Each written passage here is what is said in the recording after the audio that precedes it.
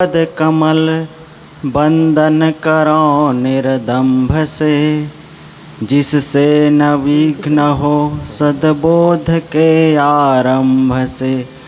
करिए दया निधि अब मुझे प्रणाम दर्शी नित्य ही, जिससे न चक्कर में पड़ूं लहि रूप शुद्ध स्वनित्य ही। अपराध सब क्षमिए प्रभु, हे जान शिशु सेवक हमें। भूखे बड़े निज शांति के, कर बोध में शक्ति हमें। माता पिता बंधु सखा सिर मोर जो कुछ आप हो, तन मन वचन अर्पण करूं हरु प्रेम के संताप हो। प्रेम से बोलिए सद्गुरु देव की जय, संत समाज की जय, भक्त समाज की जय। मुद मंगलमय संत समाज, सत्संग प्रेमी सज्जनों एवं माता बहनों, मेरे लिए निर्देश है कुछ देर निवेदन आप लोगों के बीच। अभी हम सब बहुत ही सुंदर विचारों से लाभान्वित हो रहे हैं। अभी हम लोग सुन रहे थे कि शरीर को प्रकृति पका रही है। ये बात सच है। शरीर को पकाने का काम प्रकृति कर रही है। अब इसको कोई रोक नहीं सकते हैं, न किसी का रुका है न कोई रोक सकते हैं। ये शरीर पकता ही जा रहा है। काले बाल कब उजले हो गए पता नहीं चलता है। आँखों में चश्मा कब चढ़ गया पता नहीं चलता है। यानी देखते देखते काले बाल उजले हो जाते हैं। जब देखते हैं जब बहुत सफ़ेद हो जाता है तब आश्चर्य लगता है कि अरे इतना सफ़ेद कैसे हो गया। देखते देखते आँखों की रोशनी चली जाती है, चश्मा चढ़ जाता है, दांत झड़ने लग जाते हैं धीरे धीरे एक एक करके। जिन दांतों से हंसते थे खिलखिल, वही दांत अब पीड़ा देते हैं हिल हिल, है ना। जिन दांतों से हम हंसते थे, मेरे दांत ऐसे इतने साफ, ऐसे सुपारी चबा जाते थे, है ना, कठोर कठोर चीज़, लेकिन वही दांत एक दिन इतना दुखदायी हो जाता है कि उसको डॉक्टर के पास पैसा भी देते हैं और तोड़वाते भी हैं। तोड़वाने के लिए पैसा देना पड़ता है, इतना कष्टदायक हो जाता है। ये तो दांत की बात है, ऐसे ही पूरे शरीर का, शरीर इतना कष्टमय हो जाता है कि हे भगवान ये कब छूटे, ये छूट जाए तो ज़्यादा अच्छा है, ये विनती करने लगते हैं। तो वो शरीर को प्रकृति पका रही है, अब ये पकती जा रही है। चाँव में सिकन आना है, इसे कोई रोक नहीं सकता है। ये तो प्रकृति कर रही है, लेकिन मन को पकाने का काम कौन करेगा? मन को कौन पकाएगा? शरीर तो पक रही अपने आप का हो, चाहे प्रकृति पका रही है, लेकिन मन तो जवान बना हुआ है। मन तो अभी भी बाँस उछल रहा है। उस मन को पकाने का काम कौन करेगा? क्या प्रकृति करेगी? प्रकृति नहीं कर सकती है। शरीर से लाचार होंगे, शरीर साथ नहीं देगा हमारा, मन का साथ शरीर नहीं दे सकता है ये। लेकिन हमारा मन दुनिया के प्राणी पदार्थों को देख देख करके ललचाता रहेगा, और ललचाना ही दुख है। ललचाना ही दुख है कि हमको ये नहीं मिला, ये नहीं मिला, ये नहीं मिला। इस मन को कौन पकाएगा? इस काले मन को कौन सफ़ेद करेगा? प्रकृति तो कर रही है, काले बाल को सफ़ेद कर रहे हैं, दिखा रहा है कि अब आप जवान नहीं रह गए हैं, अब आपकी जवानी चली गई, आप बुढ़ापे की तरफ जा रहे हैं, अब बूढ़े हो गए हैं। जर्जर हो रहे हैं, ये प्रकृति आपको संकेत दे रही। लेकिन जब तक हम मन को नहीं पकाएंगे तब तक हमें सुख शांति नहीं मिलने वाली है, हम मन से पीड़ित रहेंगे ही। इस काले मन को सफ़ेद हमें करना पड़ेगा और कोई नहीं कर सकता है। हाँ, इसके लिए आधार है, संत गुरु का आधार, लेकिन काले मन को सफ़ेद हमें करना पड़ेगा, इस मन को हमें पकाना पड़ेगा। इसके लिए और कोई सरकार आने वाली नहीं है कि अब तक सरकार नहीं की है तो कोई बात नहीं, अब आएगी सरकार, उसको बनाएंगे तो हमारे काले मन को सफ़ेद कर देंगे, ये नहीं होना। हाँ, आपके अगर काला धन है तो सफ़ेद जरूर कर देंगे सरकार, कर ही रहे हैं। कहा भी जा रहा था कि जितना काले धन है जो विदेशों में जमा है उसको वापस इंडिया लाएंगे और सबके खाता में इतना इतना लाख रुपया मिलेगा। अब मिला है कि नहीं मिला है खाता वाले लोग जानो, लेकिन उसने ये अभियान चलाया था कि काले धन को सफ़ेद करना है, यानी अपने देश में लाना है। ये अभियान चलाया था, जोरों से चलाया था, और इस बात को लेकर के पार्टी जीती भी थी। कितना किए हैं कितना नहीं किए, लेकिन मैं ये कहना चाहता हूँ क्या कोई सरकार या सभा सोसाइटी कोई ऐसा संस्थान है जो आपके काले मन को सफ़ेद कर दें? क्या कोई अभियान ऐसा चलाया जा रहा है कि आपके काले मन को सफ़ेद कर देंगे? है आपको विश्वास कि सरकार हमारे काले मन को सफ़ेद कर देंगे? कोई सरकार नहीं कर सकती। कोई ऐसा अभियान नहीं चलाया जा रहा है कि आपके काले मन को सफ़ेद कर दे। और इसीलिए हमारा मन, चूँकि हम नहीं कर पा रहे हैं, इसलिए हमारा मन, शरीर जरूर बूढ़ा हो गया लेकिन मन अभी भी जवान बना हुआ है, बंदर की तरह छलांग मार रहा है, उछल रहा है। कबीर साहब ने बहुत बढ़िया बात कही है, बाजीगर का बांदरा ऐसा जीव मन के साथ, और नाना नाच नचाए के ले राखे अपने हाथ। बाजीगर देखते हैं जो करतब दिखाने वाले होते हैं, खेल दिखाने वाले होते हैं, बंदर रखे रहते हैं और भालू भी रखे रहते हैं, कई चीज़ें रखे रहते हैं। बंदर बहुत चंचल होता है, बंदर को फंसा करके, चना के लोभ में बंदर को फंसाया जाता है, चने का लोभ दिखा करके बंदर को फंसा लेता है और फंसा करके फिर उसको सिखाया जाता है, मार पीट करके डंडे के बल पर उसको सिखाया जाता है। और फिर वो बंदर लोगों के बीच में आता है, उछलता है, कूदता है।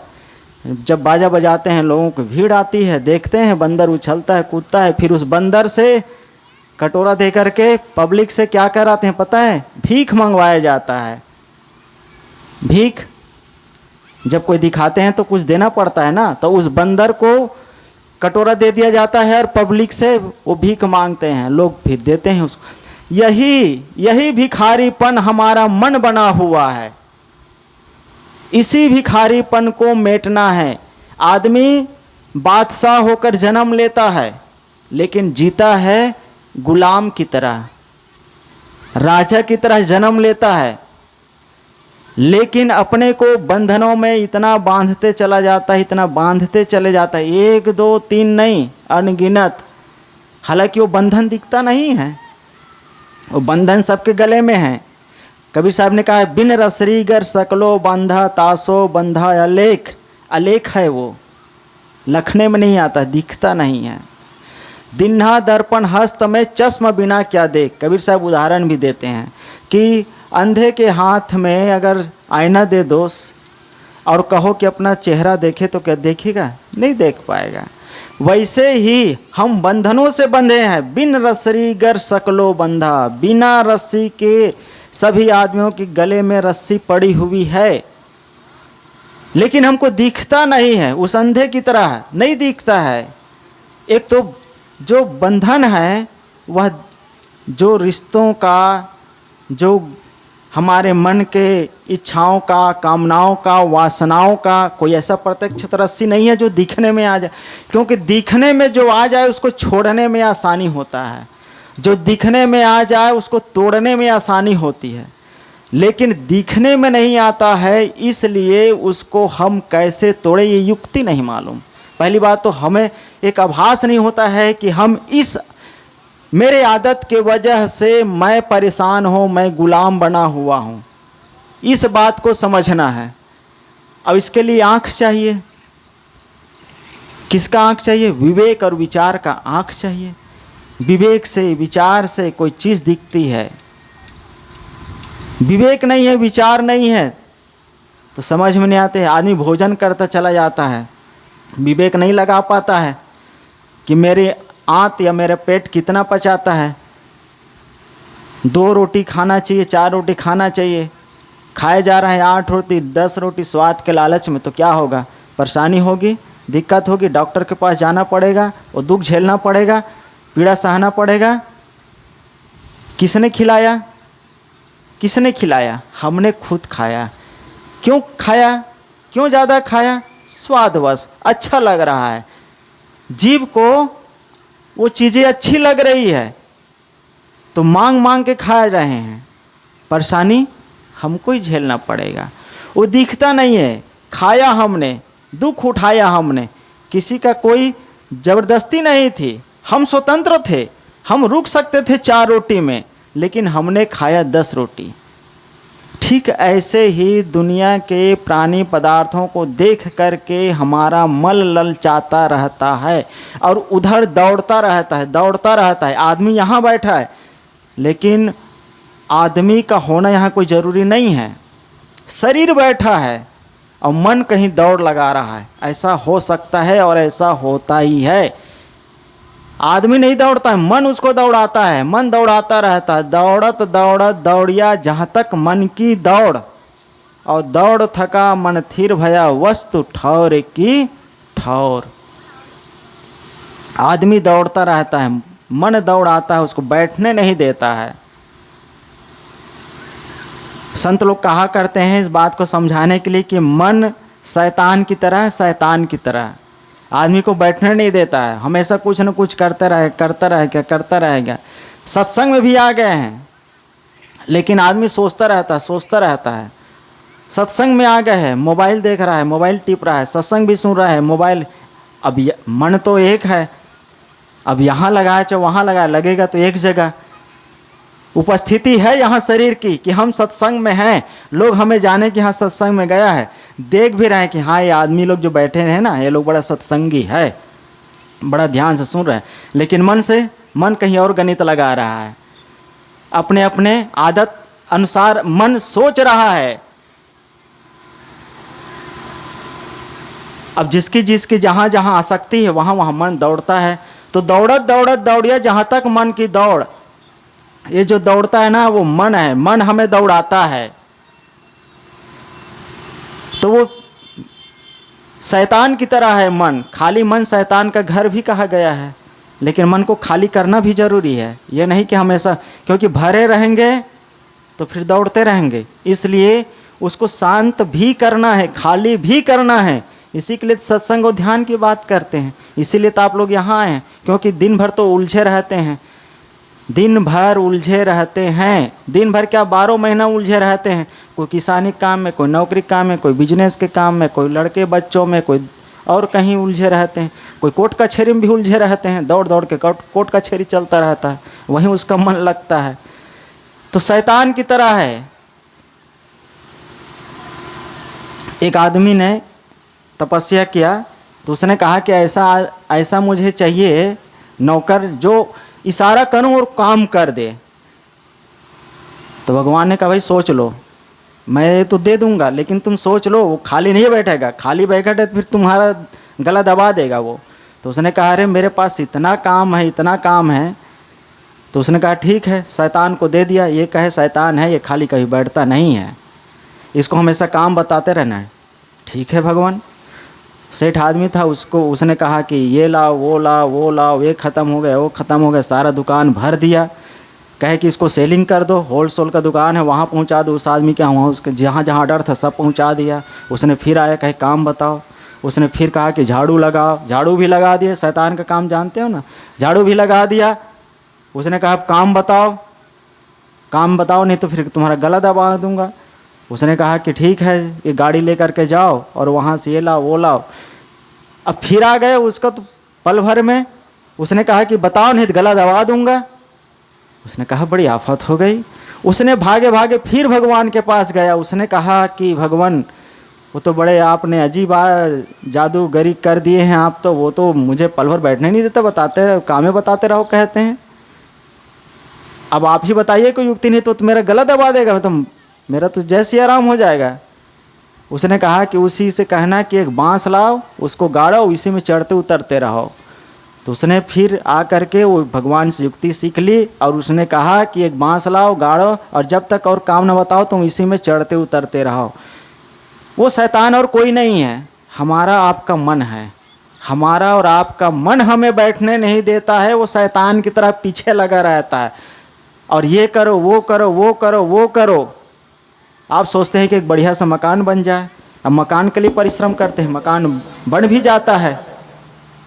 अब आप अगला प्लानिंग करते हैं कि बेटे की बढ़िया शादी हो जाए, बिटिया की शादी हो जाए, वो भी आप कर लेते हैं।